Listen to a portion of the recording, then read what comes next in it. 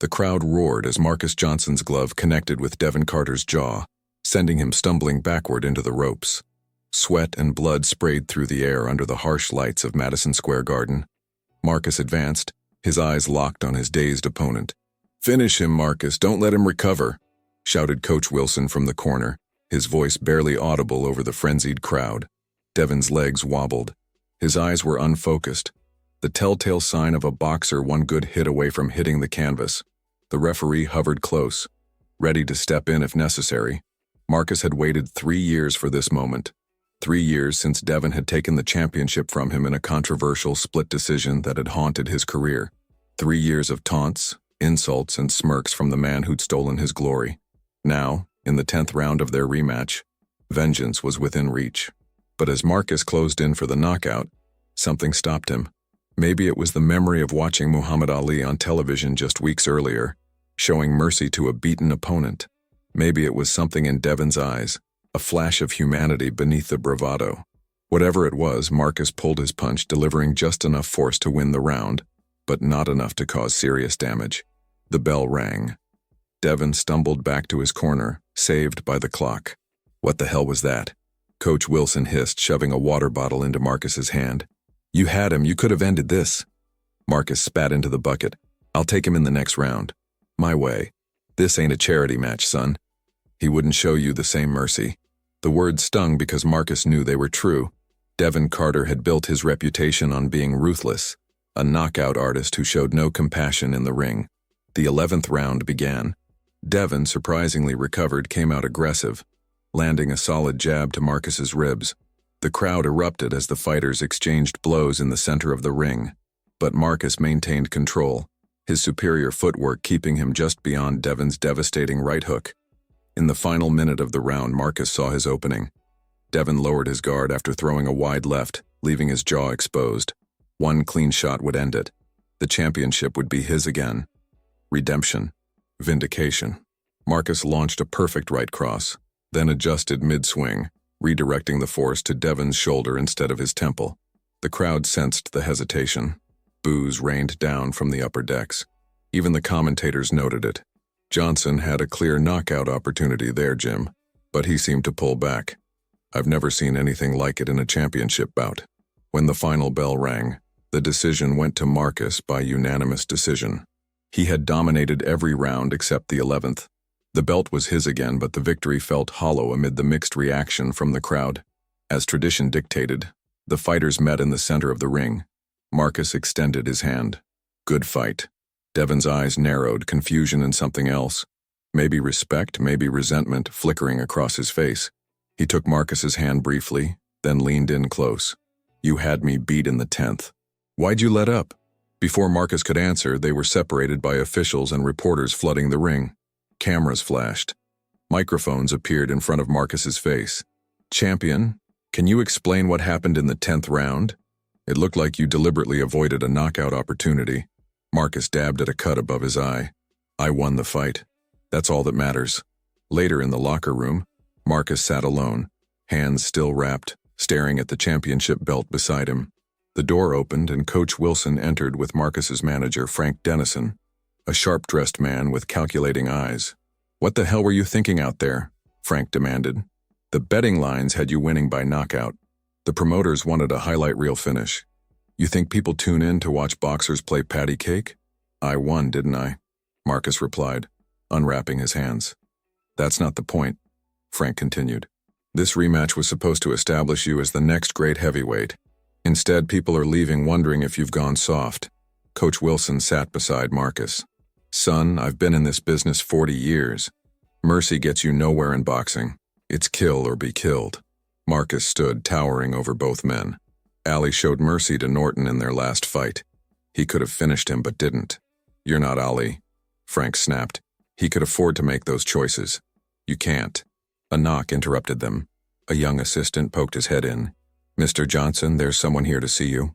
"Tell them to wait," Frank began, but Marcus waved him off. "Send them in." The door opened wider, and Devin Carter walked in, still in his fight shorts, face swollen, a bandage over his left eye. The room went silent. "Give us a minute," Devin said to no one in particular. Frank started to protest. but Coach Wilson took his arm. "Come on, let's give them a minute." They left reluctantly, Frank throwing a warning glance over his shoulder. Devin closed the door and faced Marcus. For a long moment, neither spoke. "Why'd you do it?" Devin finally asked, his voice uncharacteristically quiet. "You could have knocked me out. Twice." Marcus sat back down, suddenly exhausted. "Would have proved nothing." "Bullshit. It would have proved you're better." "Isn't that the point? Maybe there's more to it than that." Devin's laugh was harsh. "Man, you sound like Allie now. Next thing, you'll be refusing to fight for political reasons." There are worse examples to follow. Devin studied Marcus, his expression unreadable. "You know what my coach said? He said you disrespected me. That pulling punches is like saying I couldn't take them." "That wasn't it." "Then what was it?"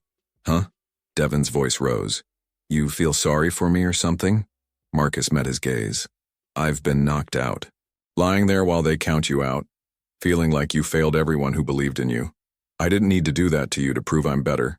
Devin stared at Marcus for a long moment, then did something completely unexpected. He extended his hand. "Next time we fight, don't you dare hold back," he said. "Because I won't." Before Marcus could respond, Devin turned and walked out, leaving the new champion alone with his thoughts and the weight of a belt that suddenly felt much heavier than it had 3 years ago. The news cycle moved fast.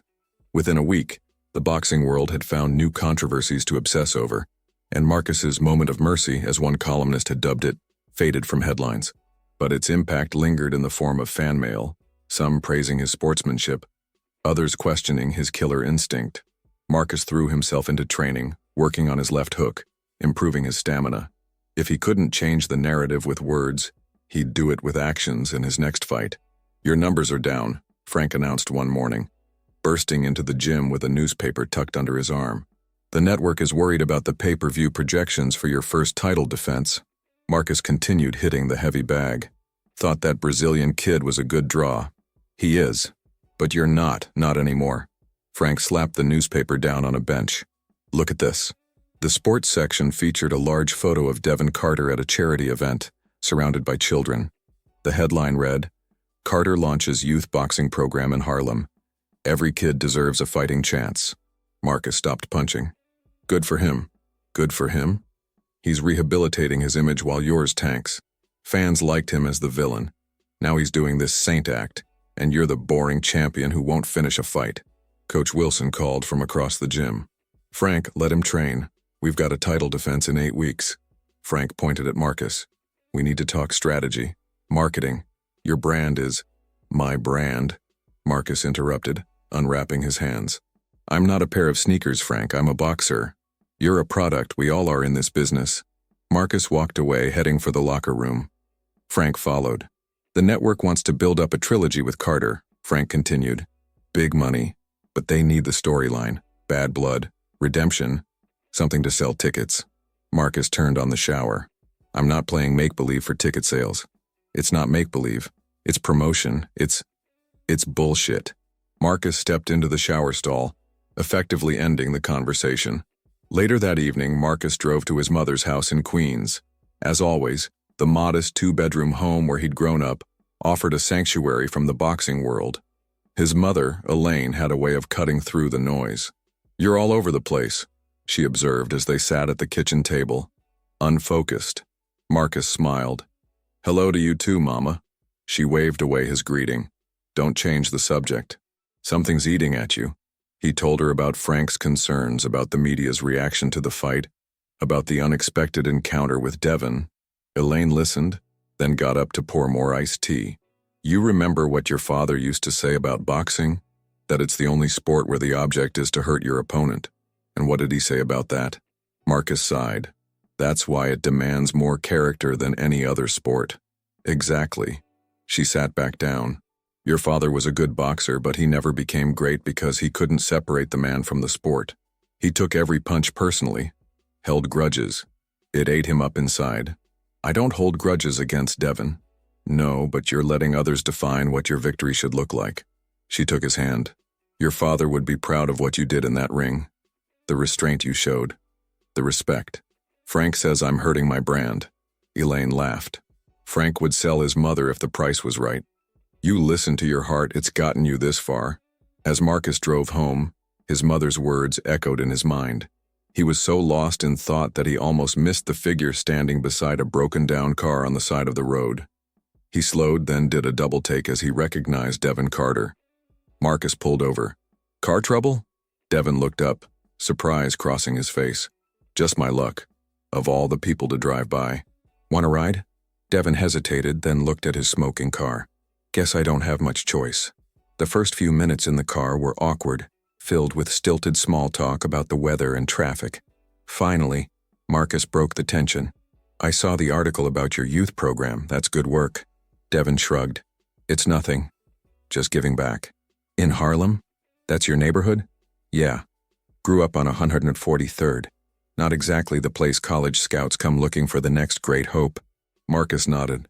"Queens for me, similar story. Except you had a dad who was a boxer. Mine split before I was born."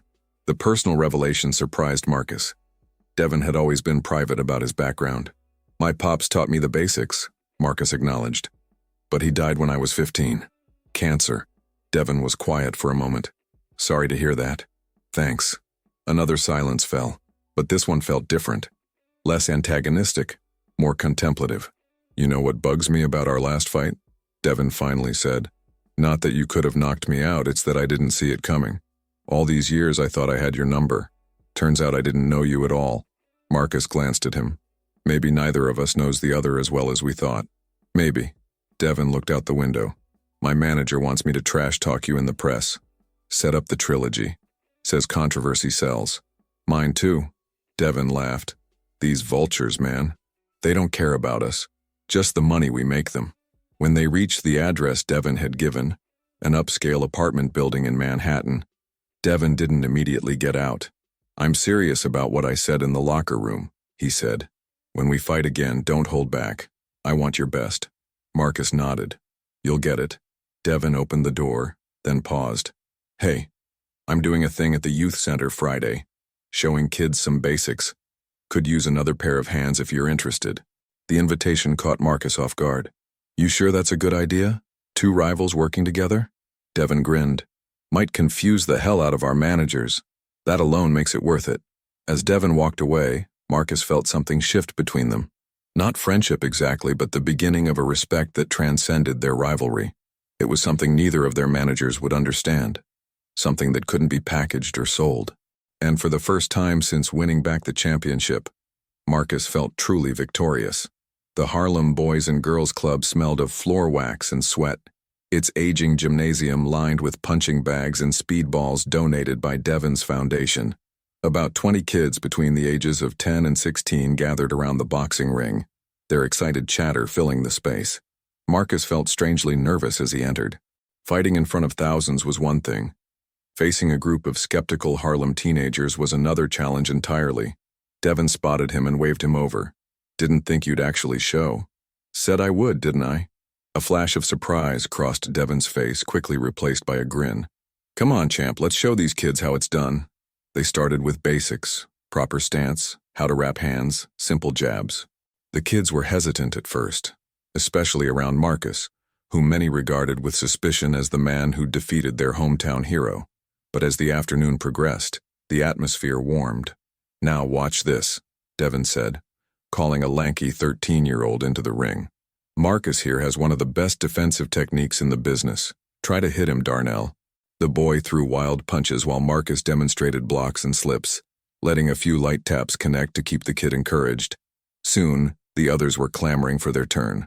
During a water break, a small boy approached Marcus. "My dad says you're afraid to knock people out, that true?"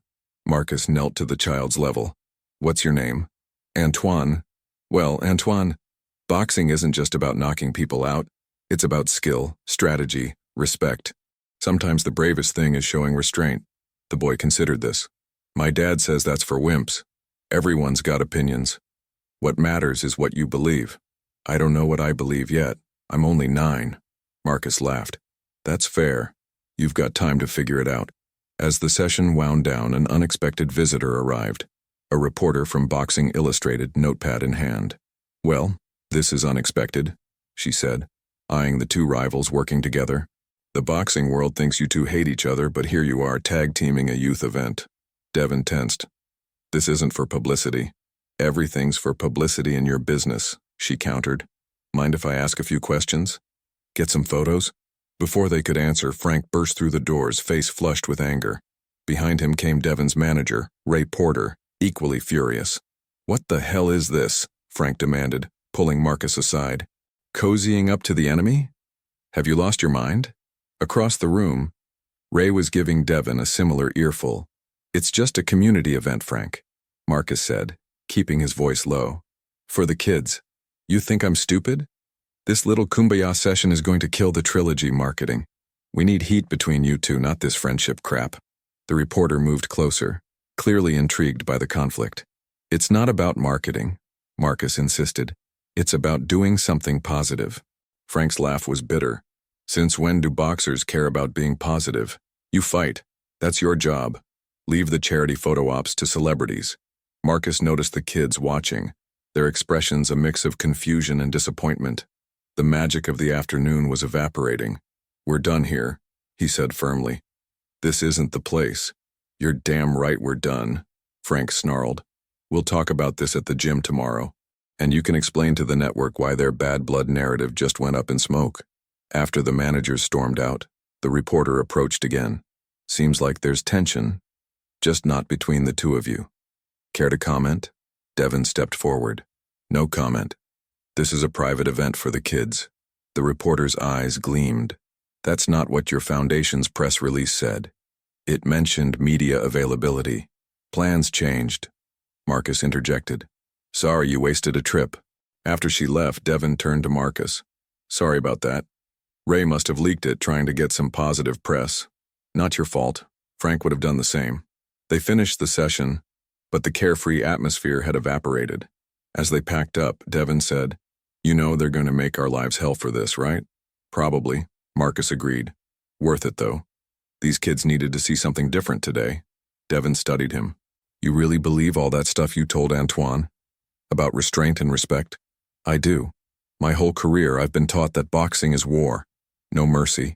No prisoners. Mine too. Doesn't mean it's right. Devin shouldered his gym bag. There's a diner around the corner. Decent food if you want to grab something. Over plates of meatloaf and mashed potatoes they talked, really talked for the first time. About growing up poor in New York. About fathers. One who died too soon, one who never showed up. About the weight of expectations and the price of fame. You know what the craziest part is? Devin said, pushing his empty plate away. I've spent 3 years hating you because I thought you disrespected me in our first fight. Claimed I didn't deserve the win.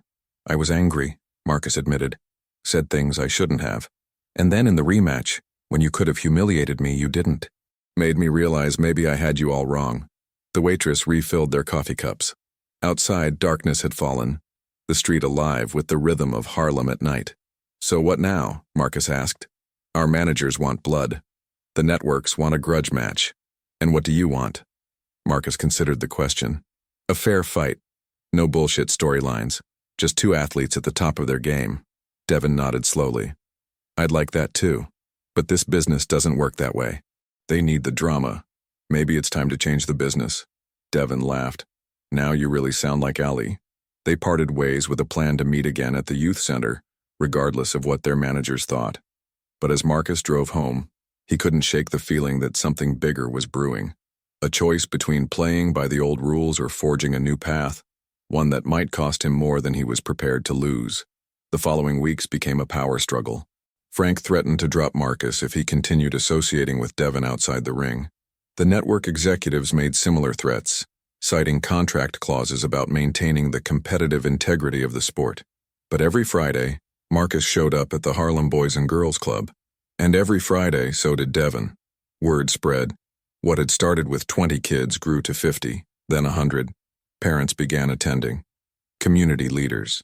Even a few retired boxers curious about the unlikely partnership between rivals. The boxing press was baffled. Columnists speculated about hidden agendas, publicity stunts, even secret negotiations for an unsanctioned fight.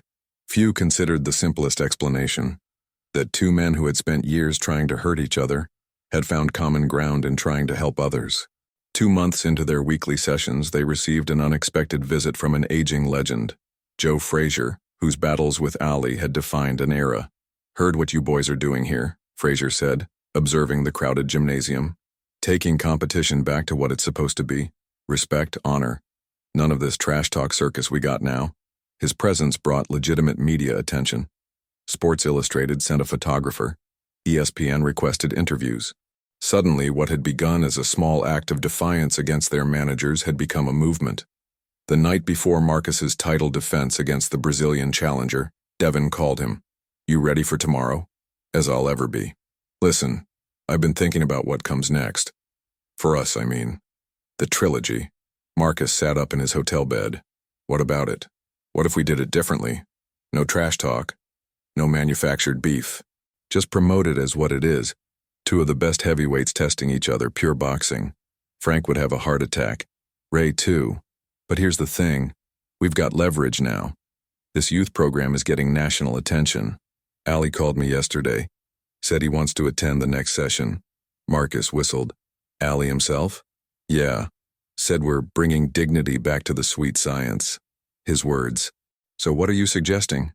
After your fight tomorrow, which you better win, by the way, we announce the trilogy on our terms. A percentage of the gate goes to expand the youth program nationally. We control the narrative." Marcus was quiet for a moment. "You think the promoters will go for it? If we stand together, they won't have a choice." The idea was revolutionary. Fighters taking control, refusing to play the villain or the hero, just being themselves. It wouldn't be easy. The boxing establishment would push back hard. But if it worked, I'm in, Marcus said finally. "Win or lose tomorrow, I'm in." "Good." Devin paused. "And Marcus? No holding back this time. I want your best. You'll get it. I promise." The next night, Madison Square Garden was packed to capacity. Marcus defended his title with a technical knockout in the 8th round. The Brazilian was good but never really threatened. In the post-fight interview, with sweat still dripping and the roar of the crowd filling the arena, the reporter asked the inevitable question, "Champion, with this defense behind you, everyone wants to know, will we see the trilogy with Devin Carter?" Marcus looked directly into the camera. "Yes, but not the way you might expect." He nodded toward the audience, where Devin was making his way to the ring. The crowd buzzed with confusion and anticipation. Devin climbed through the ropes, and for a moment the two men stood face to face, just as they had months earlier. But this time, instead of tension, there was a shared purpose. Devin took the microphone. "Next spring, Marcus and I will finish our trilogy. 3 fights to determine who's truly the best heavyweight of our generation. But," Marcus continued, "we're doing it our way. No manufactured hatred, no disrespect, just boxing the way it should be." The announcer looked bewildered. "Are you saying you respect each other now?" "We're saying," Devin replied, "that you can be fierce competitors without being enemies. That boxing can be brutal and honorable at the same time." Marcus nodded. "And we're announcing that 20% of the gate for our fight will go to establish youth boxing programs in underserved communities across the country. Places where kids need mentors, discipline, hope." The crowd's reaction was mixed. Some cheers, some confused murmurs. This wasn't the standard boxing promotion playbook. It was something new. As they left the ring together, flashbulbs popping around them, Frank intercepted them in the tunnel. "Have you lost your minds?" he hissed. "This isn't what we discussed. The network is going to crucify us." "Actually," came a voice from behind them, "the network is intrigued." They turned to see Sandra Powell, the executive who oversaw boxing programming. She was smiling. "What you're proposing is unorthodox, but it has potential. Ali's endorsement carries weight, and frankly, the public appetite for manufactured beefs is waning. This could be the evolution boxing needs." Frank sputtered. "But the numbers will be fine," Sandra interrupted. "Authenticity sells too, Frank. Sometimes better than conflict." Later, as Marcus sat in his locker room, the championship belt beside him, he felt a profound sense of satisfaction. Different from winning, deeper somehow. The door opened, and Devin entered. "We did it," he said, sitting beside Marcus. "Hardest part's over. You think? We still have to fight each other." "Yeah, but now we fight for something bigger than ourselves." Marcus smiled. "Never thought we'd end up here when you took my belt 3 years ago. Never thought you'd show me mercy in the rematch." Devin extended his hand. Partners? Marcus took it. Partners. But don't think for a second I'm holding back next time. Wouldn't dream of it, champ. Wouldn't dream of it. As they sat there, rivals turned allies. Both men knew they had changed something fundamental, not just in their careers or in boxing, but in themselves. They had found a way to honor the warrior spirit of their sport, while refusing to be defined by its darker traditions. And in doing so, they had discovered that the most unexpected victories sometimes come not from defeating an opponent, but from finding common ground with him. If you made it this far, and felt every word, won't you leave without subscribing? I tell these stories with my heart on my sleeve to reach people like you, who feel, who get emotional, who truly live. If this touched you deeply, give back. Comment, subscribe. Come be part of this family with me until the next video.